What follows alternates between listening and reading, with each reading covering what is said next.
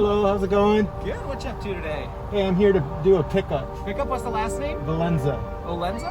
Valenza with a V, Victor. With a V? Awesome. Yep. You can have your ID ready. You just go pull right up to the cone. We'll run it right out Okay. to you. All right. Awesome. Thanks. Thank you. Yep. This is crazy. They're not even allowing people to go inside Best Buy. Curbside pickup. All right. Have a Thank good you. Have a great day. Hey, you too. Without a doubt, we are living in a crazy time. This is a time where the only thing that we can predict is that nothing is predictable and nothing is reliable. That's actually the only thing that's reliable. And for some reason, if you don't know what I'm talking about, then let me try to explain.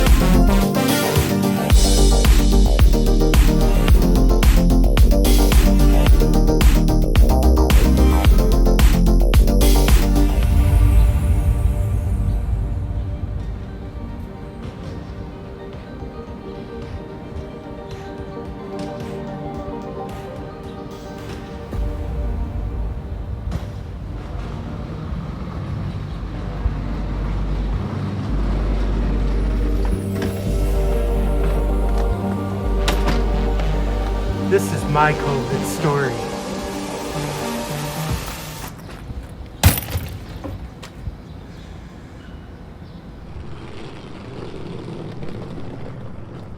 So you could say it all started about 5 months ago. That 5 months ago, I was in my apartment in Shanghai, packing this very suitcase.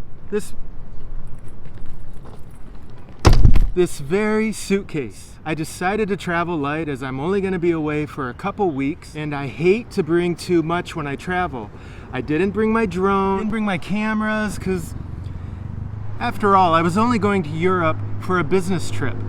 So I brought the essentials. Half of this suitcase was full of suits, ties, dress shirts, dress shoes, and the other half, well, these clothes. So there I was, packing away in my apartment in Shanghai, China, a city that I had lived in for the past 11 years. One of the greatest cities in the world. It's like the New York City of Eastern Asia. I really loved my place in Shanghai. I lived right in the heart of the city.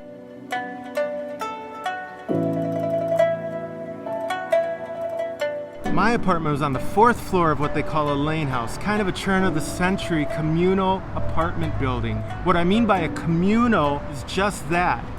I'm talking multiple Chinese people living in one place. They had a private bedroom, but shared a kitchen, bathroom with the rest of the people who lived in the house. This kind of lane house tends to be very old, dark and dirty and smelly, and as modern as surprisingly advanced and cosmopolitan as Shanghai can be, the lane house is not.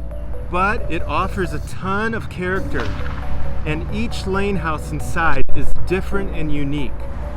So I thought it'd be really cool to live in one. Why not? And to feel a bit more rooted with the simple, humble, and more traditional style of old China.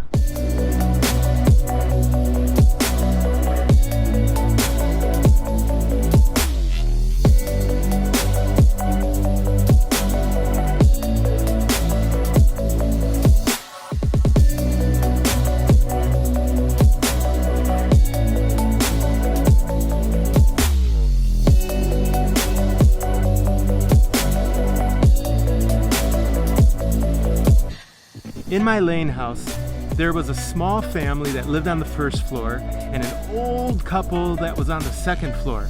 None of them spoke English. I didn't share a kitchen or a bathroom with any of them. See, the trend with most of these lane houses is to remodel some of the floors so they have their own bathroom and kitchens, but still, to enter the apartment, I had to walk through the communal kitchen, walk past the stinky bathrooms, and go up the creaky, narrow stairs into my apartment.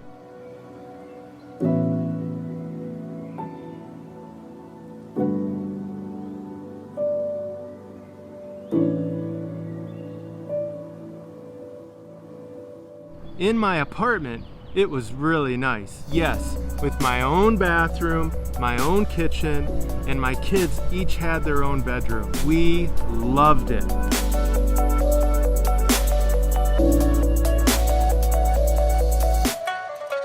I know, I've digressed a bit, but the reason I tell you this is because the day I walked out of that apartment, I had no idea that it was actually going to be the last time I'd be there. So I landed in London for a week of job hunting. I had interview after interview. It was super intense, but for the most part it was going really well.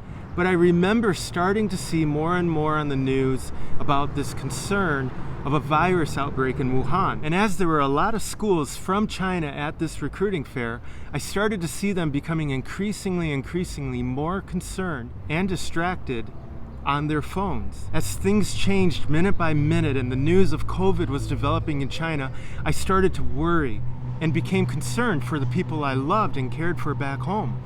Friends, co-workers, my ex-girlfriend, and of course, my kids. Well, I finished up in London, and then I met up with a really good friend of mine named Rob, and he also lives in China. I mean, why not enjoy Europe for a while, right? And to be honest, I really needed that after the year I had. Over the past couple years, I had tried really hard but failed at making a relationship work. On top of that, last May, I found out that I had cancer in multiple places in my body. And then my son almost lost his life. Yeah, it had really been a sucky year.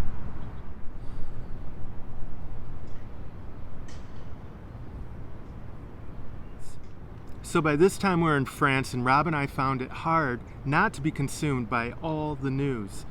With infections increasing, death rising, we started to see it trickle into the rest of the world. Every day, every hour, we found ourselves deep in conversation trying to make sense of it all. We didn't even know if we should stay in Europe, head back to the US, fly into Asia, or go back to China. Almost every email we got was an extreme change of some precaution, trying to respond to the outbreak. It was insane. See, I wanted to make sure that I could get back, because here's the thing. I was reluctant to fly back to the US because my health insurance only works outside of the US. Very important, because all of my cancer doctors, the treatment, the follow-ups, everything I had scheduled was in Thailand. Well, that was my plan until my flight back to Shanghai got canceled. And while I was on a low travel budget, France is not exactly cheap. So we decided to fly to Portugal for the simple reason that we knew it was one of the cheapest countries in Europe, and we really didn't know how long we were going to be there. I started to hear more information coming out of China from friends and acquaintances of the lockdown and what they were experiencing there. It was so surreal. After hearing my kids were going to fly out of China to the US and knowing that it wasn't going to get better anytime soon, I started to realize that maybe it just didn't make sense to stay in Europe anymore or go back to Asia. I mean, for those of you here in the States, do you remember the day that you woke up to find your world simply turned upside down by all this? Nothing was recognizable. I mean, it's easy to become numb to all this COVID virus talk, but do you remember what it was like before? Do you remember that crazy feeling when it really started to hit the US? Or what about when it really started to hit Brazil? I mean, your hometown. I mean, do you remember that feeling? Well, think about it. It seems people in the US really only tuned in once March Madness and the NBA was canceled.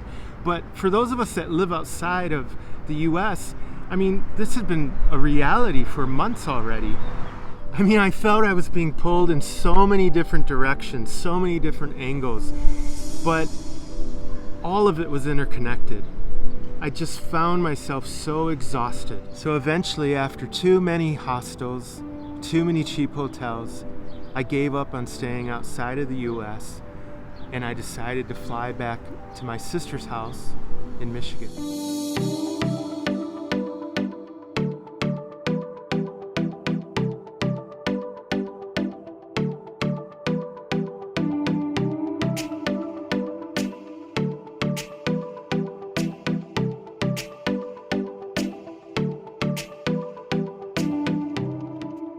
Okay, so I know what you're thinking.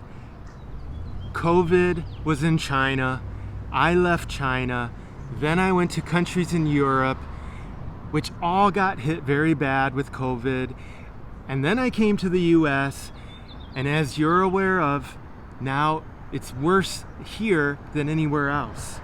But I swear I left Shanghai before it was even known and before it was in these other countries. I didn't have it. I don't have it. I mean, I don't think. And that brings me to February 14th. Finally, I'm in the States, reunited with my sister and my kids. And I wish I could say that the story ended there somehow. But in many ways, as you know, this is just where it all began. So being at my sister's was nice. I mean, once again, I was with my kids and it was just nice. Because actually, throughout this whole crazy year, I hadn't really had that much time to be with them as I had wanted because of my cancer treatments in Thailand, and everything just took me away.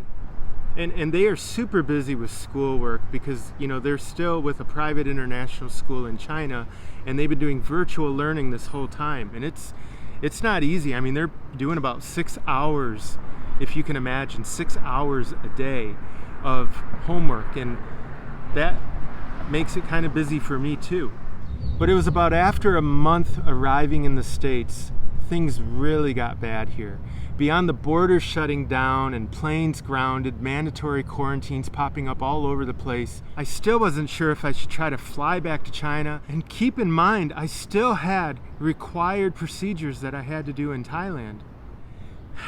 And on top of it all, I had to make a really hard decision. I realized that I needed to move out of my apartment in Shanghai, that there just wasn't going to be any way of getting back into China anytime soon. So within a week, I had a friend help me at work contact local Chinese moving companies, arrange storage, worked with my landlord over a bunch of crazy details, and I tried to get back whatever deposit I could. I mean, this was a huge deal. I mean, China had crazy containment restrictions, so just getting movers into your apartment to give a quote was virtually impossible. I mean, the only people allowed into your lane house were actually people that lived there. And this was my home. It's not at all the way I imagined leaving it. I mean, having to trust movers, I mean, I couldn't even be there to supervise them, dealing with 12-hour time difference, trying to remember everything, exchanging photos and texts, and I almost forgot my bike that was outside and they needed to actually chop off the lock. I mean, begging them to take my bidet. But in the end, I did it. I had moved everything out. That cool apartment on the 4th floor was no longer mine. And without being there or saying goodbye, it was done.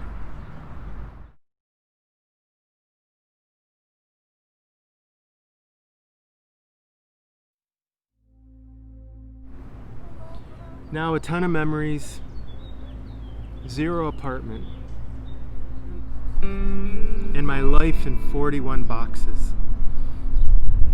And now down to this. 1 suitcase. For my kids, while they tried to get back into China, so maybe they could, finish up the rest of their school year. Well, with China closing the borders, they got locked out as well. And so far, it's been 21 weeks of learning online. And sadly, they're not going back to China next year for several reasons. Bottom line, their mom she's done with China and she's decided not to go back. So they're gonna be staying here, and that's a whole other different kind of heartache. Because once the border opens up, I have to go back to China. I made a commitment to one of the schools that was at the job fair, and I thought my kids were going to be in Shanghai. Maybe we don't know anyone directly who's died or even gotten sick of COVID, and sadly, maybe you do. But without a doubt, all of us have been affected. I mean, try to think of the last single event in history that impacted all of society. We've all been impacted by this COVID thing, and we all have a unique angle and harsh opinions and our own perspectives to the situation, and even our own conviction about how we choose to behave during this time, whether social distancing, following stay-at-home orders, or wearing a mask. Bottom line, we all have a responsibility, and all of us, each and every one of us, can make a difference. And we all have a part in this, and we just want to get back to normal as soon as possible, whatever normal even means anymore. So 1 suitcase, and 5 months later, I've been here ever since. And while this pandemic thing is prevalent, I'm doing okay, and the kids are okay. My sister and her husband have been super cool, and I don't even know what I would have done during this whole time if it wasn't for their kindness. And life is moving on, and slowly I'm trying to figure out how to deal with this health issue and how to be separated from my kids. So that's my story. It's no more unique than yours. It's just different. It's one that I wanted to tell you.